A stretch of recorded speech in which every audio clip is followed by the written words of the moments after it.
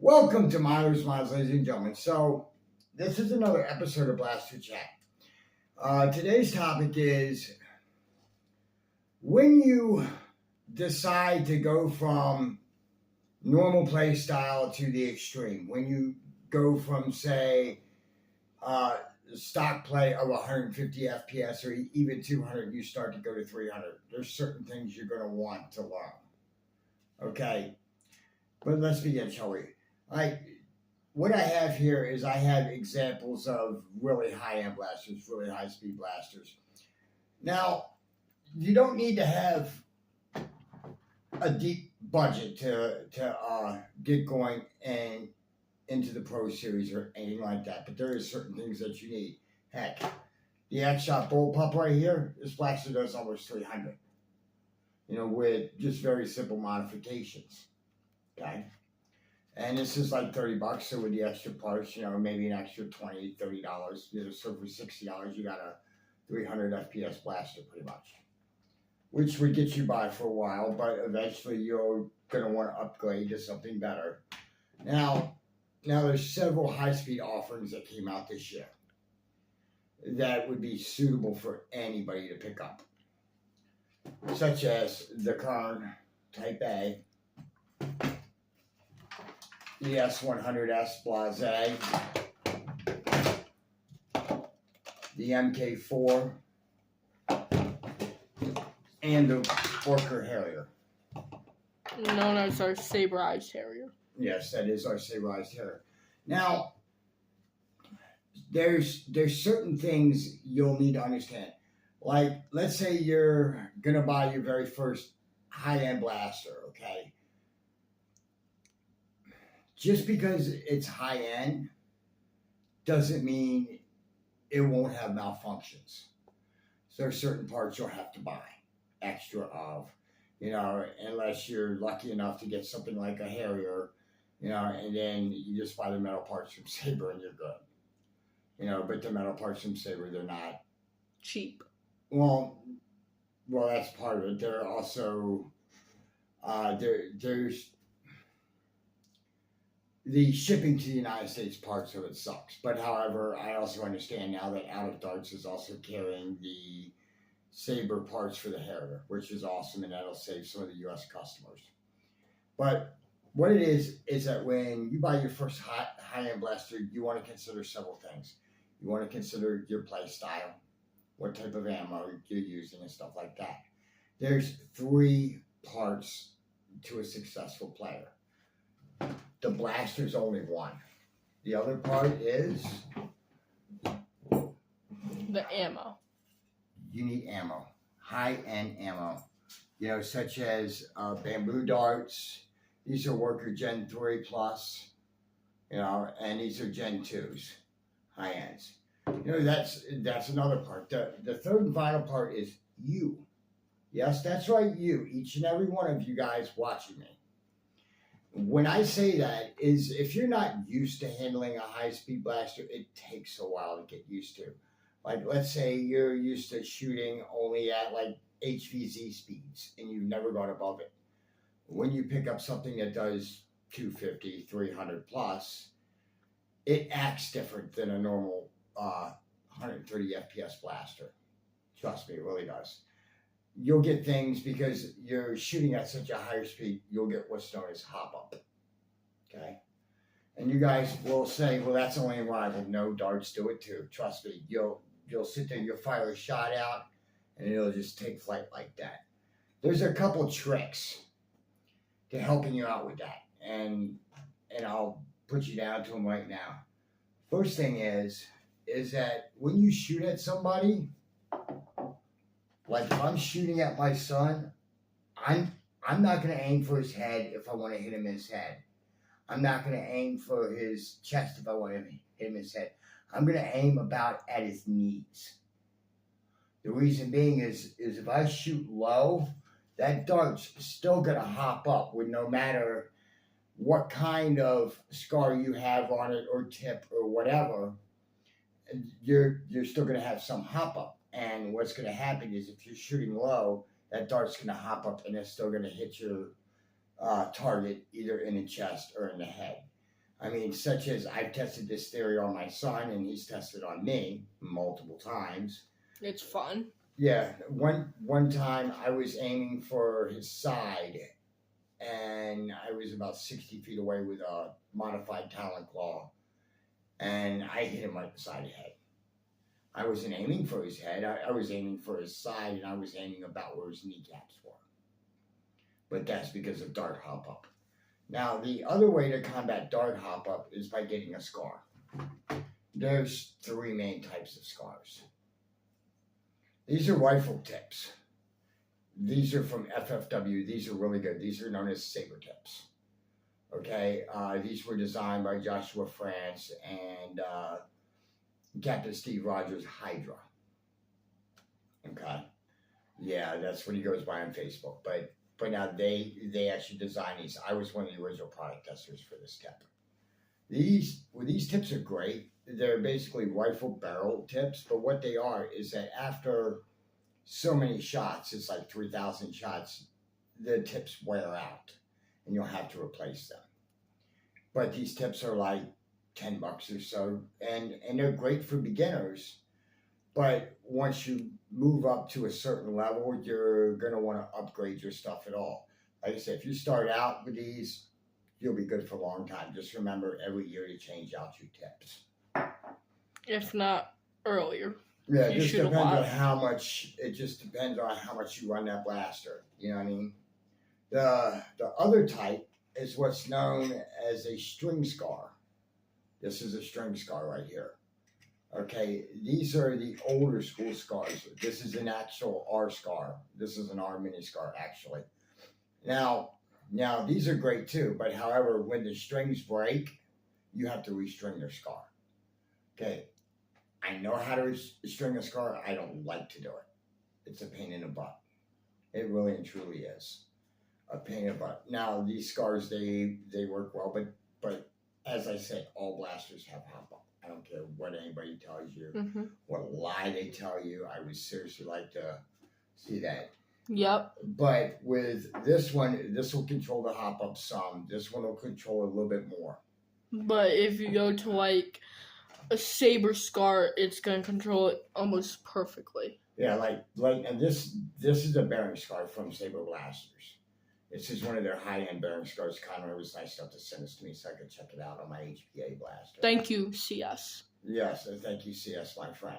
Now I have this mounted on my Kern right now just for video purposes. But what this is that this is a bearing scar, and it actually is twisted like a rifle twist. I don't know how well you can see that.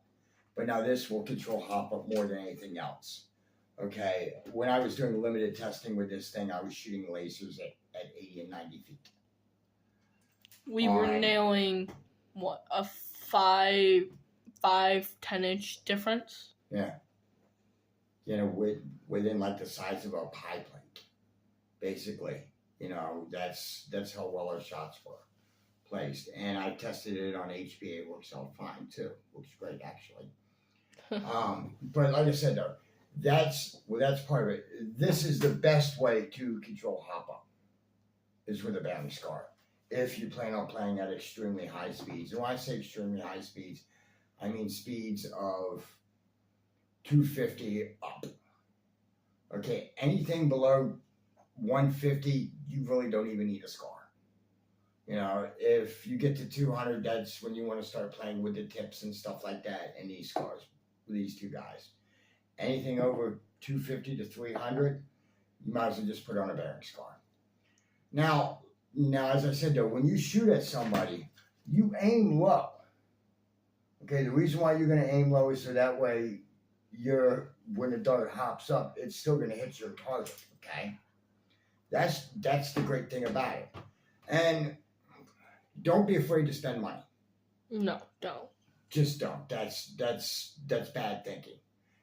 You know, because if you want quality, you have to pay for it, first of all. And I'm a fond person of saying that, you know, and some people say, well, no, you don't. You know, you could buy it from me and you'll get a $5 part, blah, blah, blah, it'll function. Yeah, it will, I'm sure. But you're only going to get $5 worth of craftsmanship. Yeah, exactly. $5 worth of craftsmanship. I'd rather have more than that.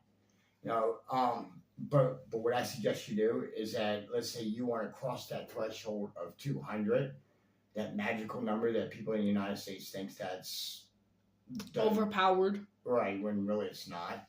But let's say you want to cross that threshold of 200. Okay, 44. Right. That's overpowered now. Right, but let's say you want to cross the threshold. First thing you do is you go out and you buy yourself a high-speed blaster. Okay. Then I want you to take the blaster outside and I want you to practice with it for a while. Get used to it.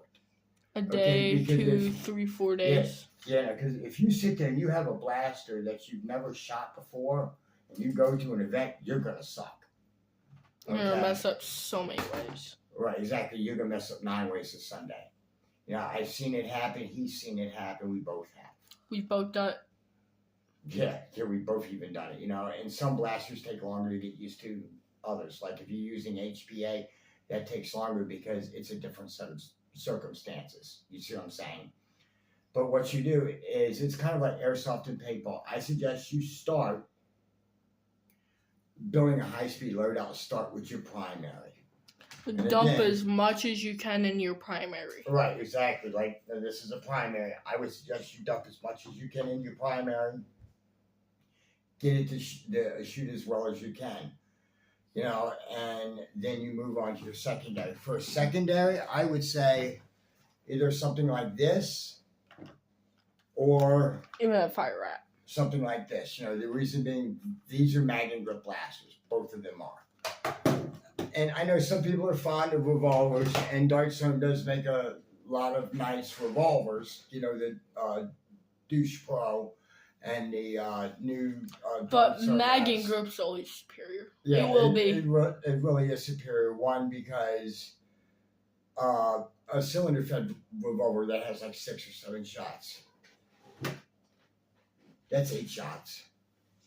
Or a perfect example, you could probably put a 15-round mag in a normal pistol compared to only 5, 6, 7 shots. Right. Who's going to win? Right. And with a fire rat and the same with the Viper, they take Nightingale magazines. Just saying. And those are 15-round mags. But like I said, the 3 main parts to it is the blaster, the ammo, and the person using them. If you have a malfunction in any one of those, you're going to fail. Okay? And to me, I'm sorry, failure's not an option. I don't know how to fail. Okay? I've had many people try to make me fail, and it just doesn't happen. Okay? If I can sit down and think it out, I will think out of a way around it. Yep. But like I said, it's real simple. It's a real simple thing to get. What you do is if you decide to cross the threshold and you want to go high speed, buy yourself a nice primary. Tune the primary. Take the primary out. Shoot it around a bunch of times, right, until you get comfortable with it. All right? And then take it to an event and try it. Okay? Now I'm not saying, that high speed's good for everybody, because some people just don't want to play high speed. It just depends. They don't feel like gamers. Just depends on where you live. It just depends on all sorts of circumstances. Weather, everything. But right, and it's not a horrible thing to play high speed. Some people say, "Oh no, and 300, that's way too much." I had somebody tell me, "Well, that's easy for you. You have a 300 FPS pain machine." I kind of hate to say this, but if you get shot by something that does 200 compared to 300, it feels the same. Really, it does. And Milo and I, we've been drilled by stuff that does 400 or more. They'll say. Yeah. And I got hit by a 500 FPS train blast, hurt my hand one time, and that really sucked. It does. But it is what it is. If you're going to play at high speed, you're going to have issues. Just be prepared to have welts and things like that, because at that speed you will get a welt once they hit you. And I've come home with many welts on me, and so has Milo. And after a day or so, you're fine. The worst part that really sucks to be shot at, though, is if you get hit in your hand or in your head. Right. And a lot of clubs discourage headshots. We find it a delicacy. Yeah, we really do. But we also play with once you're tagged out, you're out for the game. You have to wait till the game is over. It's basically sudden death. If you know anything about Call of Duty, it's basically a search and destroy lobby. Yeah, that's basically what it is. But like I said, if you want to buy something like this, by all means, go ahead. But make sure before you bring it to an event, you practice with it, you get comfortable with it. And like I said, dump as much money into your primary first before you buy anything like a secondary, whatever. The main things that you want to get when you start out for high speed is a nice high speed blaster, plenty of magazines, and plenty of darts, so that way you can practice with it and get used to it, and then go from there. But that's my success. But now that's my hypothesis and theories on how to become a successful player. And the 3 parts to being a successful player. Until next time, this is Miller's Mods signing off.